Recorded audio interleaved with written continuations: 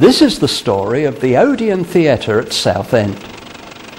Not the new ODEON multiplex, but the original ODEON Theatre, opened as the Astoria way back in 1935. It's been closed for some time now, but recently I had the opportunity of going back for one last visit. What would I find of the theatre referred to as an acre of seats in a garden of dreams?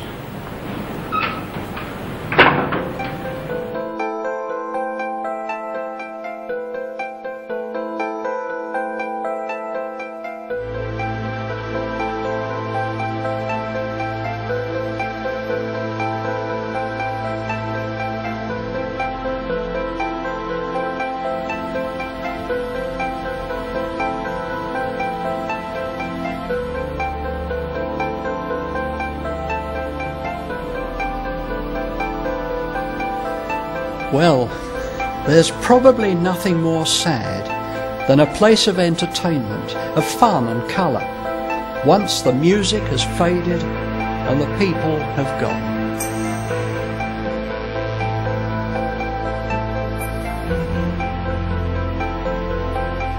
The acre of seats is no more, and the garden of dreams has long wilted and died.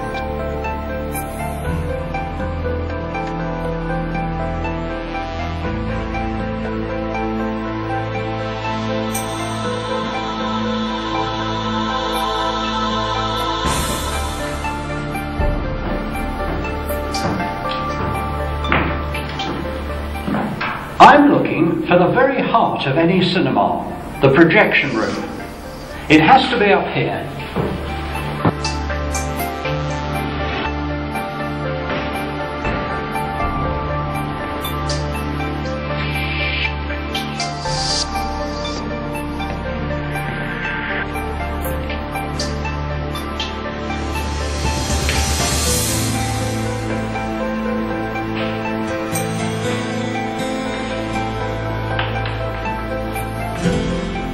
Just imagine the thousands of hours of film that have passed through this projector.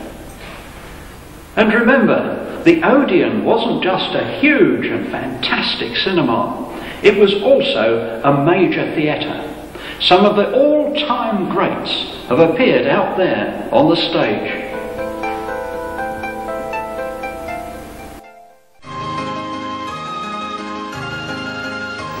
Of course, the public were fascinated by moving picture entertainment long before the Astoria was built.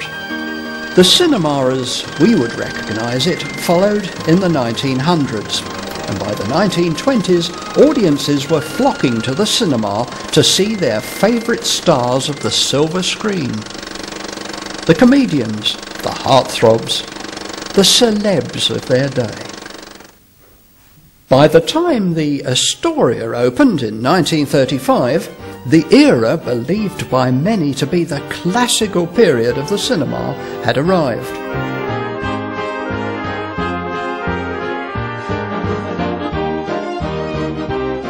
From the first notice to appear in the Southend Standard to the opening day, the Astoria captured the imaginations of Southenders. By 2 o'clock on the 15th of July 1935, queues for the premiere had begun to form around the new building, and by 6 o'clock the crowds of onlookers made the High Street impassable. The opening programme was hailed as the greatest show in Southend's history. The main feature on opening night was Brewster's Millions, starring Jack Buchanan. On stage, Francis A. Mangan presented The Black Pearl with Doris Niles, the St Helier Sisters, the Mangan Ensemble and the Corps de Ballet. In addition, on the screen was a silly symphony, British Movietone News and Gaumont British Magazine. Commencing the following day, programmes were continuous daily at 12:30 till 11 p.m. Admission prices were 9pence, 1 and 6, and half a crown. On the 12th of May 1937, the coronation of King George VI was relayed directly to the Astoria at 10 a.m, with all admission charges going to charity. During 1944, the cinema was purchased by the Rank organisation and was renamed the ODEON. It became one of the top venues outside London's West End.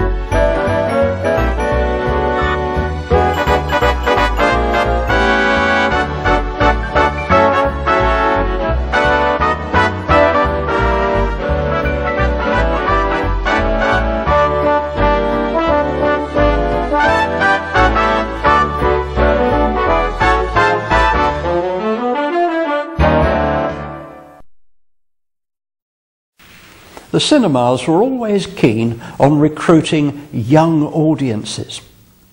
And according to this local Southend guide, we see that the Children's Cinema Club at the ODEON was formed in June 1945. And its objectives were stated to be the education of children in regard to road safety and the prevention of the commission of juvenile offences.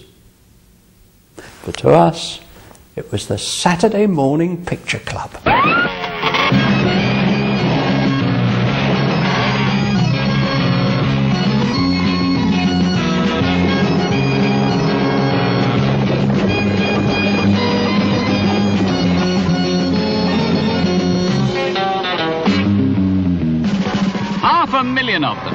Where are they all going? Well, we said it's Saturday, and here they are at the Children's Saturday Matinee. 500,000 of them come along every week. Once inside, this is what they see. The trademark of the Children's Film Foundation, and the finest children's films made anywhere in the world. Mary's guest of honour is an invisible rabbit, Mr. Horatio Nibble. Delicious. Mummy chopped it up. She's talking to an invisible rabbit. What would you like now? Cry Wolf is a suspense story about a plot to assassinate a visiting head of state. You are certain, aren't you? I swear there were two men here.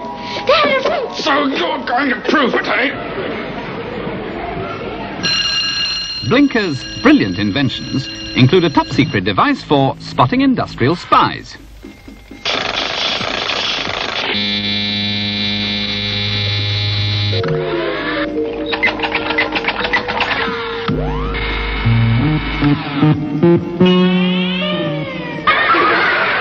These and other selected films are shown at this cinema every Saturday. Why not let your children come along and enjoy the fun? They'll be well looked after.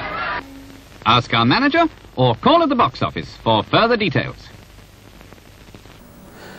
The ODEON was very much a theatre as well as a cinema. And over the years, prominent entertainers from around the world delighted audiences from its massive stage. Making it all happen during those golden years was the general manager, Arthur Levinson. This quiet, retiring man was an enthusiastic Rotarian and was well known for his support for many of the most famous events that took place in the town.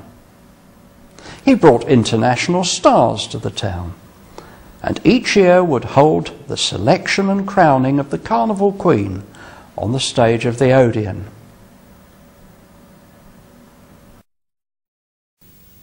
When we went to the pictures, of course, we saw the main feature, and then there were the B films as well, often classics in their own rights. And of course the other entertainment, the newsreels, and the adverts.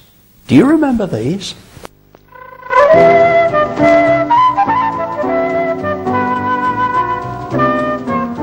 New ice cream fruit parfait. Cool, exciting, sophisticated, special. Specially made for you. New fruit parfait. Look for the fruit parfait, girl, now.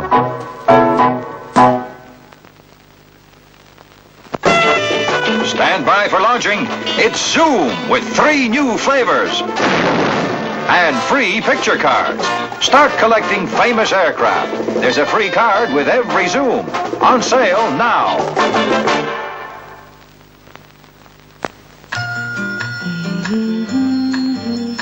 Cornish dairy ice cream, made with egg and fresh butter.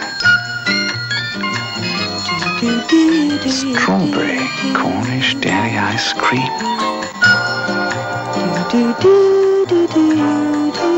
Fresh strawberries, crushed and taken to the heart of Lyons Maid Cornish Sundae.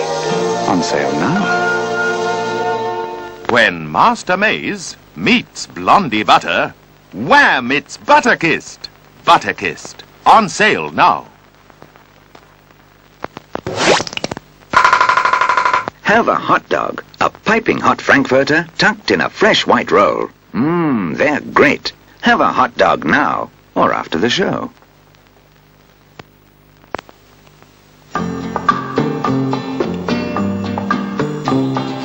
Kiora makes orange flamenco. A lemon and lime cascade. Orange, lemon and lime from Kiora for a cool 1 and 6. Pepsi Cola is now on sale in the foyer. Be sociable at the Pepsi.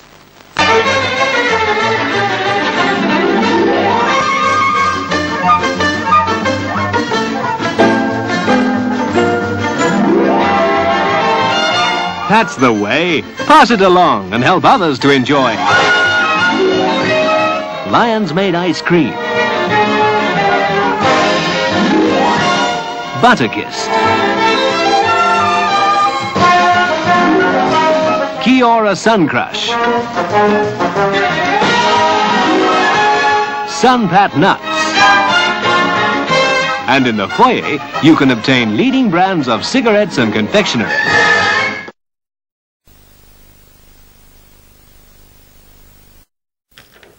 In early 1970, the ODEON Theatre was closed and reopened on the 4th of November as ODEON's 1 and 2 twin cinemas. In more recent years, the cinema has evolved further, and ODEON's 1 and 2 have been replaced by the multi-screen ODEON complex at Victoria Circus. Since then, the famous site in the heart of Southend has remained deserted. But now, it's about to be reborn. Early in 2004, I found myself returning to the derelict ODEON, not to look back, but to look forward. Soon it would be replaced by the new University of Essex Southend. Now I was to have the pleasure of finding out more about this exciting development from University Director Linda Jones. A lot of the finance of a cinema in those days. The reality of the Southend campus seemed a long way off as Linda and I picked our way through the debris of the decaying cinema. Having spent so much time and effort on planning the new University for Southend, I wondered what Linda's thoughts were on the old building. Since working in Southend, I've really been caught up with the whole enthusiasm of the people that live and work in Southend, and I really feel that this building has been such a significant part of the lives of people in Southend for so long. And yes, it is a shame that it's come to this end, but I think we can all today celebrate the history of this building by remembering all the great acts that have appeared here, all the great films that have appeared here, And as I say, I really feel privileged to be part of that.